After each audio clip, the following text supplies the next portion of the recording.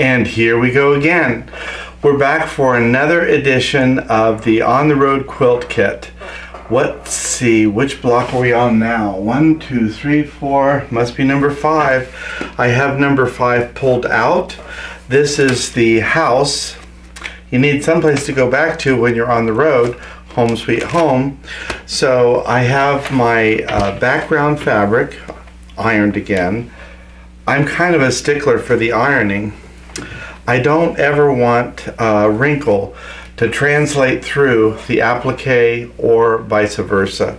I want to have a nice crisp block once we get to that stage. So I have the original kit container here that has all the photos of the blocks.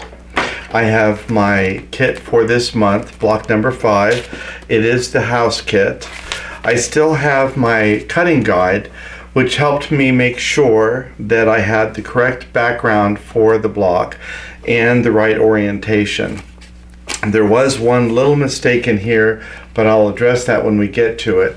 Wasn't in the cutting, it just wasn't, didn't tell you which block one of the blocks was. I think it's number 8.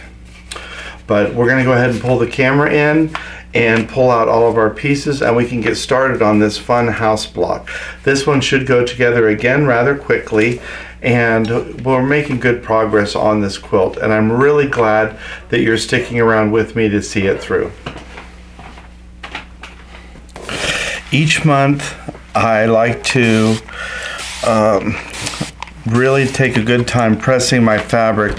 This particular piece, I can see where the fabric was folded from the bolt, and there's that little crease in there. So I gave it a really good mist with the spray bottle because I want to get that out. I don't want that to carry through to my finished project. So I could pull that aside. I can see the shadow of the microphone there. And I'm going to pull out my color cover sheet. I have my paper pattern and the instructions for how to do the laser cut applique. Very clear instructions here, but I have read those before, so I don't need to go over that again today. I'm also, I don't know why I do it, but I always save these little Ziploc bags because it seems like a shame to waste it. Although I don't really have a great use for them yet. I'm sure they're good for something. So I'll have my applique pieces put off to the side. This particular one was packed by Vicky, which is almost always the case. Vicky must be very busy, always packing these pieces correctly. When I get my pattern out, I always like to give it a press with my dry iron. I'm not using steam here because it's not warranted. But also I have no water in the iron. That way I don't ever have to worry about it leaking. Once I have the pattern ironed, and I do that so that the creases don't translate into the positioning of my applique shapes, I could go ahead and get my pieces ready to applique. You can see this one was folded to fit into the kit. So I always like to go ahead and open that up, finger press it, and then I'm going to go ahead and re-iron it so that it's flat. Again, I don't want the creases in that fold to translate to my block. So I've done that just to make it a little bit nicer for when I peel the paper off. I can let that cool down now as I get all of my components in place. I knew somewhere I had a doorknob. Whenever you have a wrinkled piece, you could always just pop that under the hot iron for a few seconds and get it ironed in place. And you can see not too many shapes on here today, so this should go pretty fast. I've got little ants that came in with my peonies today, but that doesn't bother me too much. I have my background fabric in place, and sometimes when you have compound pieces, like I have a door that goes on the front of the house, and then the front of the house is going to go on the house, and then that's going to go on the background. That may prevent me from seeing through all of these different layers. So what I can do is simply put my applique piece in place, the first piece, and if I need to, I can always just lift up the edge to see where that goes.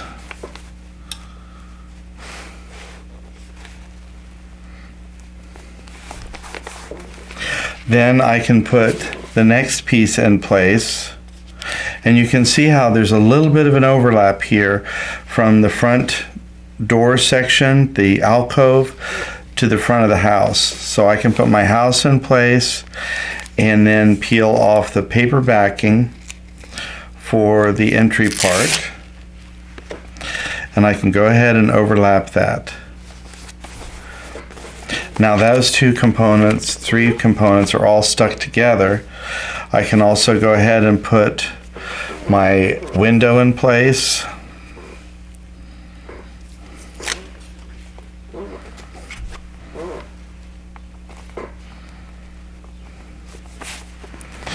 And now I can bring this back over, get my background in place, and when I set this in, I know that it will go ahead and have the other components already in place. This one's a little bit cockeyed, but you can always reposition as needed. All of these pieces have a paper backing on it. That's just the way Steam and Seam is created. If you ever have a problem peeling the Steam and Seam 2, you could always run a sharp object across the back paper to score it, and that gives you a place to ease up that paper. Where I'm at, my paper peels off really easily, so I've never had an issue where I really had to do that, except maybe once or twice. There aren't a whole lot of components left on this at this point. I have the round window at the top of the house, and then I have the two roof lines. Actually, there's a third roof line there. I'm not sure, is that supposed to be like a back porch? What do you think? In your best guess, what is that? On these, I try and get the ridge, and then the rest of it will just go in place.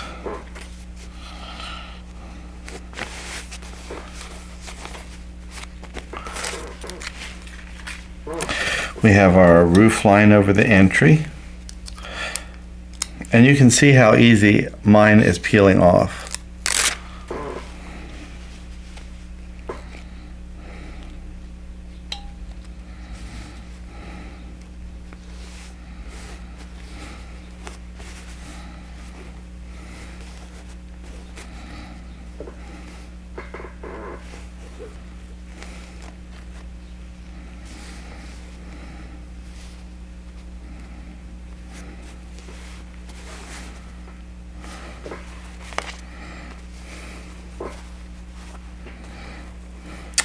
I guess that's like a back deck, back porch.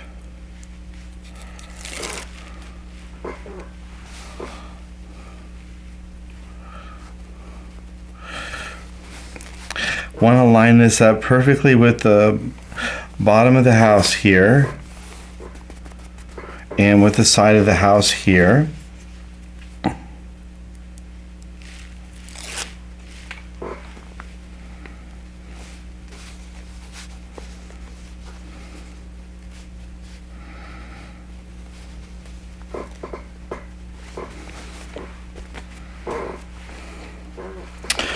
And we have our little doorknob. Otherwise, we could only get out, we couldn't get in. Sometimes that's not a bad sounding idea. So if you had any of these pieces that you felt were in the incorrect place, you could go ahead and reposition them now. I'm going to look at this right side up. I think my circle needs to move just a little bit. But other than that, I'm pretty happy with that. So that would draw a conclusion to me placing these items, but I still have to fuse it. So I'm going to go ahead and get, I have an ant on there. I knew I was going to get ants today because I brought peonies in. And peonies, you bring ants. I don't want any ants in my house, so I'm going to make sure I keep them outside the door. I won't bring the peonies in the house either.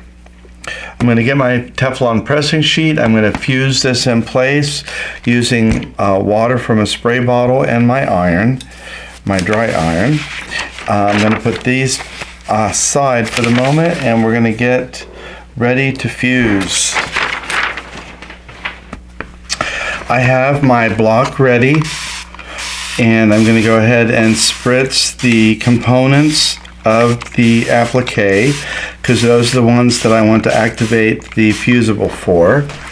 I have encased the block in between my folded piece of Teflon pressing sheet, and I'm going to go ahead and lay the iron down and let the iron do its magic. The heat of the iron will have to work its way through the Teflon pressing sheet and through each layer of the fabric and the fusible in between. So I want to make sure that I give the iron enough pressure and enough time to do those things. The Steam-A-Seam 2 requires moisture, so that's why I've used a spray bottle, but I don't put water in my iron because I know that they always leak. They always say they don't leak. Eventually they leak. And when they leak, they sputter. So I don't put water in my iron, therefore it can never leak, can never sputter. So I just use a spray bottle. Spray bottles are generally very cheap. And all I need then is an iron that heats up good. The Teflon pressing sheet keeps the sole plate of my iron clean. It keeps the fabric from getting scorch marks or sputter marks. It protects the edges of the applique, and it's just an all-around good habit. Because I do so much applique of different kinds, both needle turn and raw edge, it's nice to have a pressing sheet on hand. It's one of those things that once you buy it, you generally don't ever have to replace it. So I like to use a little bit of pressure as I'm ironing. I really only need to let the iron rest where the applique is, and once I iron this good from the top side, I'll go ahead and also fuse it from the back side, making sure that I really have allowed the heat to permeate through all the different layers and let it bond perfectly. I always get a little bored at this point and I try and rush through it, so I'm going to advance to the next stage and let myself take a breath and just let this fuse properly, and I'll show you what it looks like when I get to the back. We are pretty well done with fusing it from the front side, but you can see I've flipped the block over because I want to make sure that we get it fused all the way through all of the different layers. Now I'm going to dry off the edges of the background block, but mostly I'm wanting the heat to permeate through where the applique is. And doing this from the back side is just a way of ensuring that we've allowed that heat to penetrate all through all the layers of the applique. By the time I have this done, the iron should have evaporated all of the moisture in both the applique components and the background block. If we fuse properly from the get-go, we don't have to worry about getting gummy needles later as we're top stitching or quilting. But I don't ever top stitch my applique, this raw edge applique. I'm not that good at it, and I'm not going to end up with a beautiful result the way I want if I top stitch. So I will quilt over these. I've used both paper pantos as well as digital edge-to-edge quilting. We've used a variety of different types of thread here, like the Superior Monopoly in either clear or smoke, to give just texture to the quilting without color representation. But I've also used isocord thread, which I like. I'm quite fond of using variegated thread because that color play of value coming and going in the quilting design, I really like the way that adds something to the quilt as well.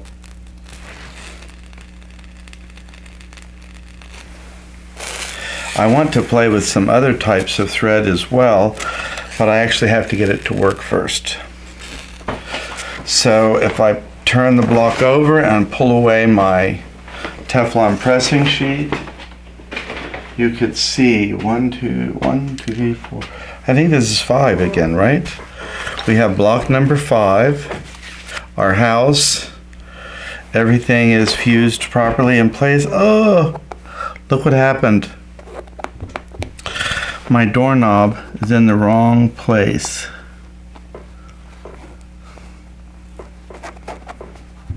While it was still warm,